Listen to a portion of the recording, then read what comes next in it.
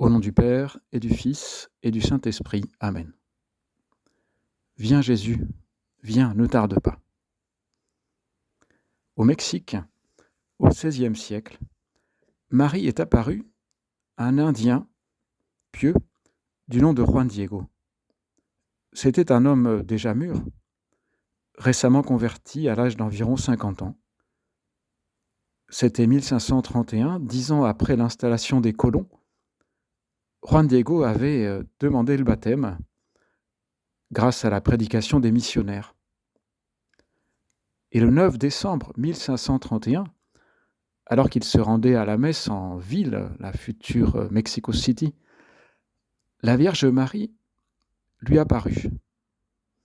Sur son chemin, il se sentit irrésistiblement attiré vers le sommet d'une colline, la colline de Tepeyac. Il en fit l'ascension, et dans une lumière resplendissante, bordée d'un iris aux plus vives couleurs, il aperçut une dame très belle et vêtue comme une princesse aztèque, donc comme l'un des plus grands personnages dont il puisse se rêver. Et la dame lui dit, souriante, « Juan, mon fils bien-aimé, où vas-tu » ? Madame, répondit-il, « Je vais à la ville entendre la messe en l'honneur de la Vierge. »« Ta dévotion m'est agréable, » reprit l'inconnu. « Je suis cette Vierge, Mère de Dieu. Je veux que tu saches avec certitude, mon très cher fils, le plus petit de mes enfants, que je suis la parfaite et toujours Vierge Marie, Mère du vrai Dieu, de qui provient toute vie, le Seigneur de toutes choses, Maître du ciel et de la terre. » Ce dialogue nous est rapporté par un récit qui date de peu après l'apparition, en langue locale, et il semble que c'est un des plus beaux récits qui existent dans cette langue, dont les traductions françaises varient. La Vierge poursuit, « Je désire ardemment qu'une église soit construite ici pour moi. J'y offrirai tout mon amour, ma compassion, mon soutien et ma protection à tout mon peuple. Je suis la mère de miséricorde, la mère de tous ceux qui vivent unis dans ce pays et de toute l'humanité, de tous ceux qui m'aiment, de tous ceux qui m'implorent et de tous ceux qui ont confiance en moi. Ici, j'entendrai leurs pleurs et leurs douleurs, et je soulagerai leurs souffrances, leurs besoins et leurs malheurs. » Marie, remarquons-le, est très large dans ses bontés. Elle est prête à veiller sur toute personne, même ces païens, peut-être futurs baptisés. Tout le monde, tout l'univers peut avoir recours à elle. Elle demanda à Juan Diego de transmettre sa volonté à l'évêque, mais celui-ci ne le crut pas. On n'écouta pas le pauvre Indien, malgré son âge quand même respectable. Et le lendemain, il revit la Vierge et lui fit part de son échec. Et Marie insista pour qu'il fasse la démarche. Tout comme Marie insiste peut-être auprès de nous aussi, et elle nous dit ce que tu as promis de faire, cette résolution que tu as prise, fais-le. Où la Vierge nous dit, aie le courage d'abandonner une mauvaise habitude, aie le courage de parler avec cette personne, ça fait si longtemps, et le courage d'aller rendre visite à quelqu'un alors que tu le repousses depuis bien longtemps. Et le lendemain, donc, l'évêque l'écouta un peu plus, mais demanda une preuve, un signe. Et Juan Diego demanda à la Vierge un signe qui le lui promit pour le lendemain, ça fait le 11 décembre. Le 11 décembre, il n'y alla pas sur la colline, parce qu'en rentrant chez lui la veille, il avait trouvé son oncle très malade. Il s'était efforcé en vain de trouver un médecin. L'état avait empiré et son oncle lui avait demandé de chercher un prêtre, en pensant qu'il allait mourir. C'est pourquoi le 12 décembre au matin, 12 décembre c'est aujourd'hui, Juan Diego se rendit à la ville, mais passa près de la colline en l'évitant, volontairement, de peur de perdre du temps avec la dame, avec Marie, et de ne pas parvenir à trouver un prêtre à temps pour son oncle. Dans son naïveté, il pensait qu'en effet, le plus urgent, c'était le prêtre. Et Jésus, moi aussi, je suis comme ça, parfois, même souvent. Je me précipite sur l'action. C'est ça que j'aime, l'action. Je veux agir, appeler, parler, sortir. Je me précipite sur ce que je peux faire. Et je prie pas. Et je me dis, la Vierge Marie, on verra plus tard. Peut-être même je l'évite. J'évite de la rencontrer.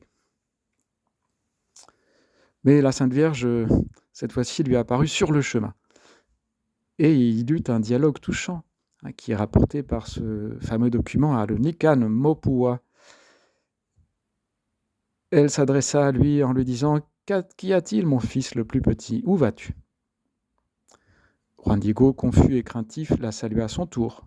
« Ma toute douce, ma bien-aimée, ma souveraine, es-tu contente? T'es-tu bien reposée? Es-tu en bonne santé? Ô ma souveraine, ô ma bien-aimée » On voit que c'est un Indien poli qui veut être correct, qui dévie aussi un petit peu la conversation, mais finalement, il lui dit humblement pourquoi il avait mis de côté la mission reçue. Et la Vierge l'écouta et lui répondit « Écoute bien, mon enfant le plus petit, que rien ne t'effraie ni ne t'afflige, que ton cœur ne soit pas troublé. Ne crains pas ni cette maladie, celle de son oncle, ni tout autre mal ou angoisse. Ne suis-je pas là, moi qui suis ta mère? N'es-tu pas sous mon ombre et ma protection? Ne suis-je pas ta santé? N'es-tu pas dans mes bras? Aurais-tu besoin de quoi que ce soit d'autre? » Et comme nous le savons sans doute, la Vierge Marie demanda à Juan Diego d'aller cueillir des fleurs sur la colline, des roses, ce qui était une mission impossible car il n'y avait pas de rosiers et en plus ce n'était pas la saison. Mais aux surprises, Juan Diego en trouva une bonne quantité et en coupant un bon nombre, utilisa son manteau, le pli de son manteau pour les transporter et les donner à l'évêque, selon l'ordre de la Vierge Marie. Et lorsqu'il arriva chez l'évêque, tout le monde put constater un double miracle, non seulement la récolte de roses hors saison, mais aussi lorsque le manteau se déplia, on constata qu'il était marqué par une peinture, enfin une représentation de la Vierge Marie de l'apparition, apparue là miraculeusement, qui se conserve encore. C'est la représentation de Notre-Dame de Guadalupe qu'on peut vénérer donc, au Mexique dans la basilique du même nom. Guadalupe, d'ailleurs, ça n'a rien à voir avec la Guadeloupe des Antilles, qui est magnifique, mais qui est autre chose.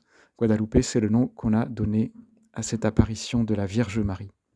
Et donc l'évêque, qui s'appelait Juan de Zumarraga, dut se rendre à l'évidence et fit construire le sanctuaire, qui existe encore.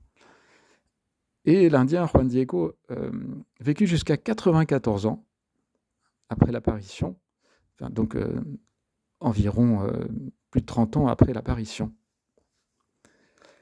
Et rapidement, elle fut connue mondialement. Juan Diego, d'ailleurs, a été canonisé assez récemment, comme quelqu'un qui s'est converti et a fait l'objet d'un grand bienfait de la Sainte Vierge. Alors le message principal de cette apparition de Notre-Dame de Guadalupe que nous fêtons aujourd'hui, c'est la maternité de Marie. Sa maternité envers nous, envers les hommes et les femmes.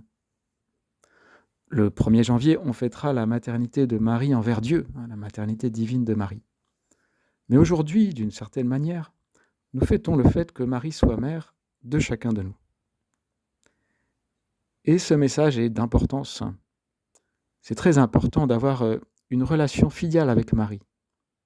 Ça nous adoucira bien des choses de la vie. Et Marie nous reconduira au Christ si un jour nous avions le malheur de nous éloigner. Marie nous traitera avec douceur, mais en même temps avec vérité. Elle a demandé l'effort à Juan Diego. Elle n'a pas cédé, il devait aller voir l'évêque. Dans d'autres apparitions, Marie a à signaler des péchés en grand nombre. Marie, c'est pas quelqu'un qui est doux au sens qu'elle veut nous plaire. Elle nous plaît parce qu'elle est notre mère. Mais c'est à la fois la douceur et la vérité. On a bien besoin de ça.